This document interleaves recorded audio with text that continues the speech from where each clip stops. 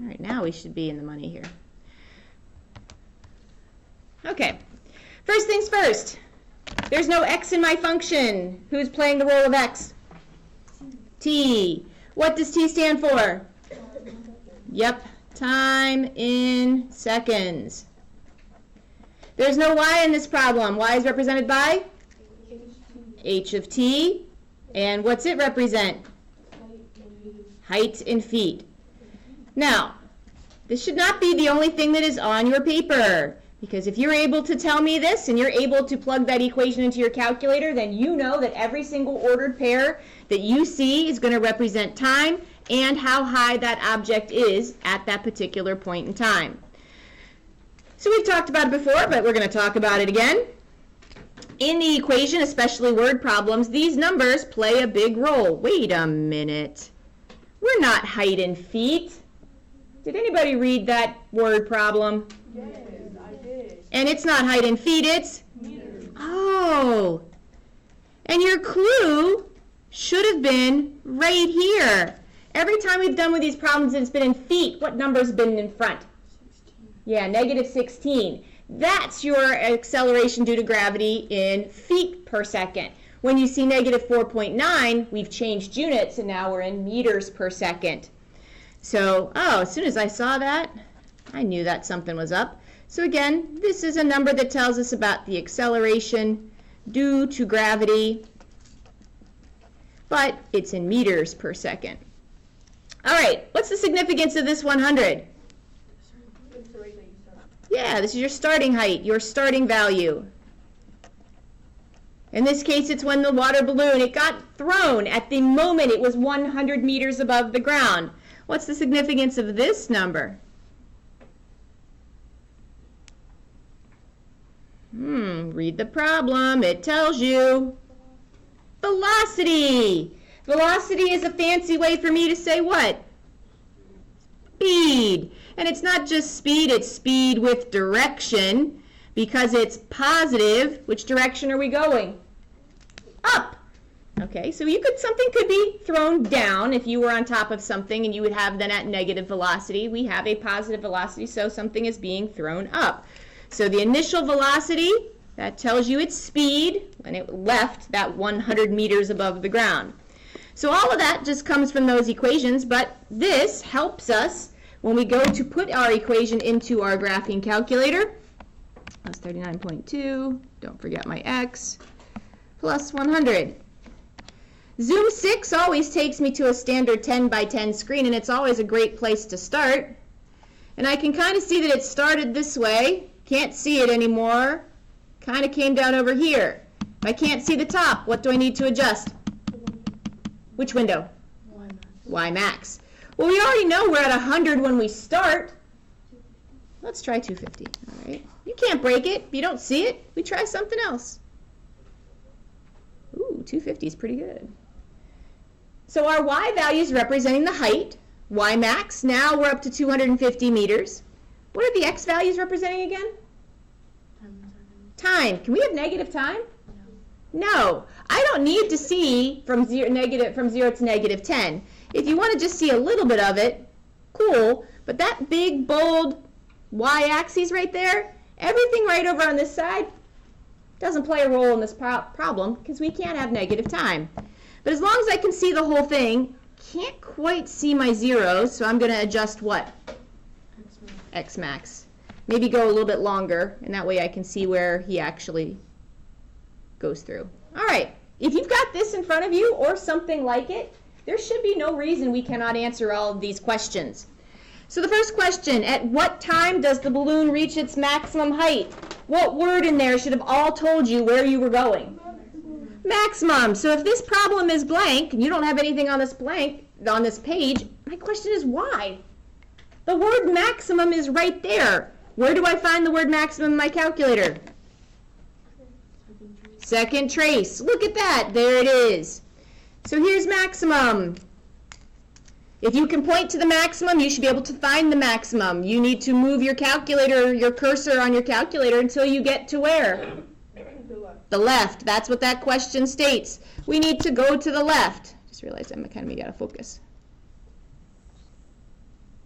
There we go. So I'm going to scroll until I move that point to the left.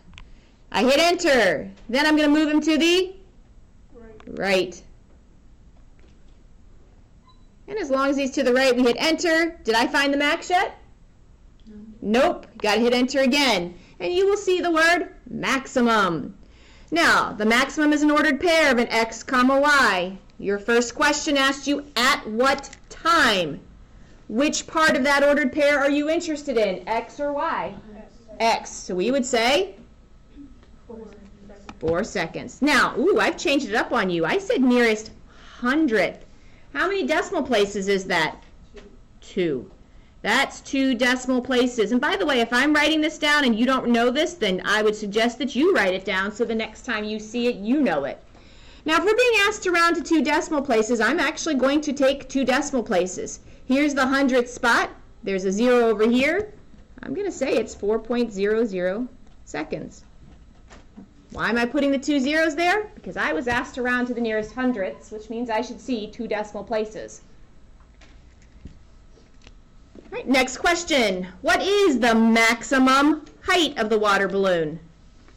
Well, look at this. I already got good information. Which part of this ordered pair answers that question? Yeah. And the answer is 178.4. If I want it to be hundredths, I can just add on a 0. 178.4 what? Meters. Yeah, changing it up from our other problems. So is there really any excuse not to have the first 2 questions done? No. We've done this enough times. Like I said, I should have kept my tally marks every time I demonstrated this. All right, D. When will the water balloon hit the ground? Well, let's look at my graph. Where in this picture do we see it hitting the ground? On the x-axis. What's our special name for this point right here? 0. A 0. So we hit the ground, and it should make sense, when the y value equals 0. And if y represents height, you don't have any more height. Splash, it's done. We're looking for the x value. So if I want to find a 0, where do I go? Second trace, 0. So again, if I can point to it, I should be able to find it. Is my cursor right now to my left of this 0 or to the right of this 0? He's to the left. I'm going to get him a little closer, but you don't have to. As long as he's to the left, he should be fine. Now, in order for him to be to the right, I'm just not going to see it. But I do know he's going to be to my right because I'm going to look at this y value right here, and it's negative. Since the y value is negative, I know he's below the x-axis, and he's to my right. Notice again your markers. You're telling your calculator, find me where the y value equals 0 between this line and this line. Hit enter. Look at that. There's your 0. So 10 point what? 10.03. 10.03 what? Seconds, because it was when. All right, next question. Upon its descent. What's descent mean? Going down. This means that it was going down. When will the water balloon be 50 feet from the ground? Okay. If anyone was going to give you trouble, it would be this question right here. All right. 50 feet. Is that an x value? Oh, your math teacher was wrong. What should this said?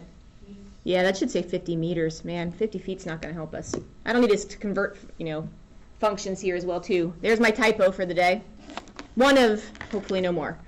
All right, so let's say we're 50 meters. Is 50 meters an x value or a y value? Y value. Where's the only place here where I can actually put in a y value? Y equals. So we go to the y equals screen. I'm going to put a 50 in, and I'm going to graph. Again, you can't break anything. And you'll see this line that comes across, and that line represents every y value that equals 50. It intersects our graph in 2 places. Which one are you interested in, the left one or the right one? Yeah, the right one. Because this one has 2 things going on with it. First of all, it's when the water balloon is going up, and then the second thing, it's in negative time. So we want the one where we're going down. All right, I'm going back to second trace. Which one of these is going to help me? Intersect. So this is not an intercept with a P, this is intersect with the C. This is where lines cross. And as long as my cursor is close to my point of intersection, you don't have to hit things too much, you don't have to move them around too much. Hit enter how many times? 3. 1, 2, 3. And he should land right on that point. Here's my 50 meters. Round to the nearest hundredth, it is? Nope. Good guess. Yeah, here's the 1. We look to the right, there's an 8, so this 1 becomes a 2. 9.12 seconds.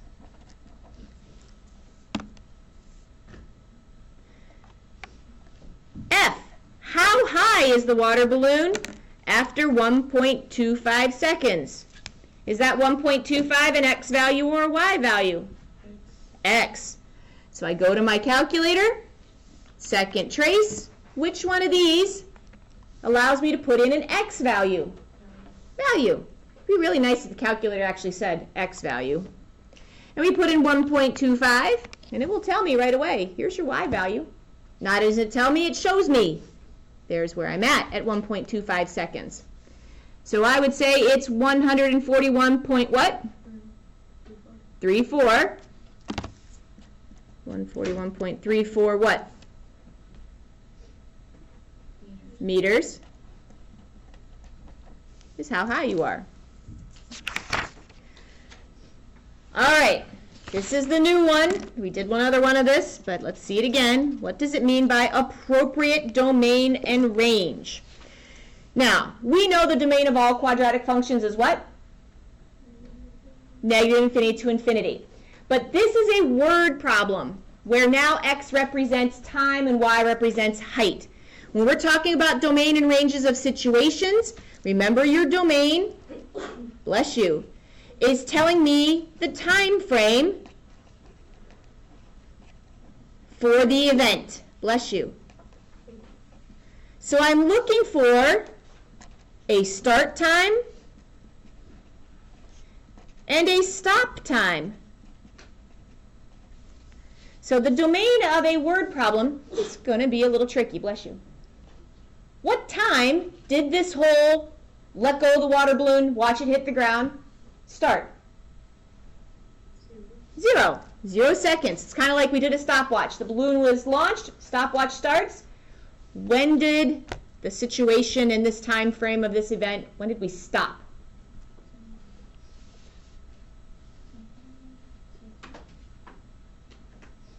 Ready? Why? Why is that our stopping value? She's right. It's when it hit the ground. So when the water balloon hit the ground, was it in the air anymore? No. So this is where we started. It got thrown. Here's where it hit the ground and most likely burst open. So there is your domain for this event, for this situation. We started at 0 seconds. We only went to 10.03 seconds, and then the whole thing was over. So within 10 seconds, that's how much excitement and joy this balloon had brought you. Okay, range. Range is talking about, again, this was time. This is our height. So this is just the range or the height of this event. So this would be the lowest point. This would be my highest point that this balloon traveled. What was the lowest height that this balloon went? 0 feet, because it hit the ground. What's the highest it reached? 178.4. You got it, because that was his max. And that is the appropriate range for this particular situation. So when it's appropriate and for situation, you're looking at a small little window, just like the window you looked at on your screen. Okay. Perfect time for questions.